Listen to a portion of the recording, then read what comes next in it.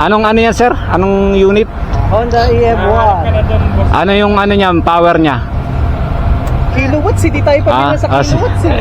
Sige, okay, Paps, video mo lang. Alright, Pops. Alright. Ikaw yung naka-enter eh. Oo. Auto legs. Paps, start, paano? Naka-side stand ako. Oh, so... Naka-side stand, hindi mag-start siya. Start. Oo.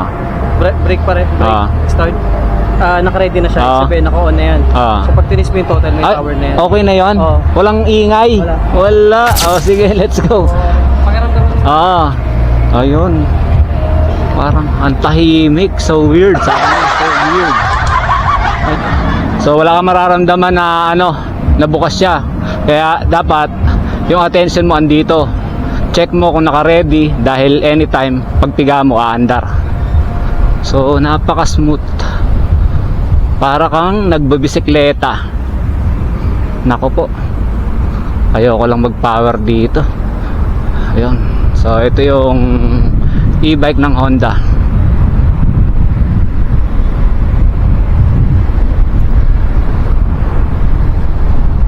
So ang feeling hindi mo feel na nagmumotor ka. E-bike nga eh. Bike talaga. Para talaga siyang bisikleta. So yun.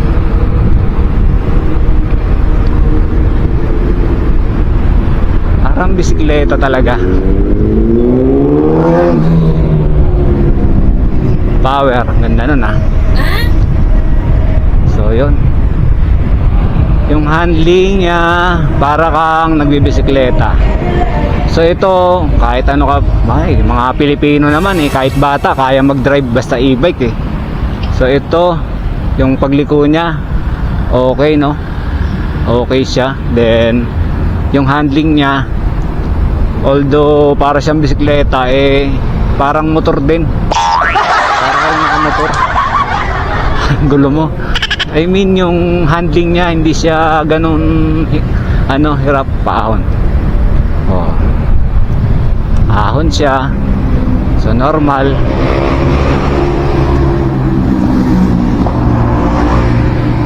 Dito subukan natin sa obstacle. Dito tayo obstacle. So yun, para tayong namamasyal sa Wonderful Tonight dahil tayo ay diba? Ang sarap ng pakaramdam. So pwede ito sa anak ko. Ang problema yun nga lang baka hindi nila na sila ay naka-ready na So okay. So namnamin na natin to. So actually kanina kala ko hindi na ako aabot dahil dumating ako rito magpo-4 na. So hindi pa naman nag-i-start kaya in-allowed pa rin nila. So yun ang istorya ng e-bike ng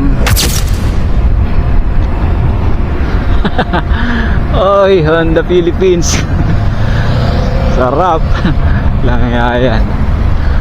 Okay. So yun Honda. Okay.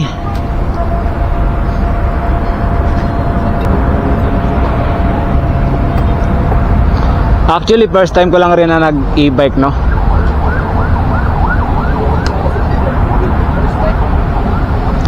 Okay na. Kalasa na. Pangalan mo, sir? Raymar po. Okay, si Raymar Raymar Santiago nag-asikaso sa akin. Lang Thank you, Raymar Okay. Raymar, thank you Sige ba. Right.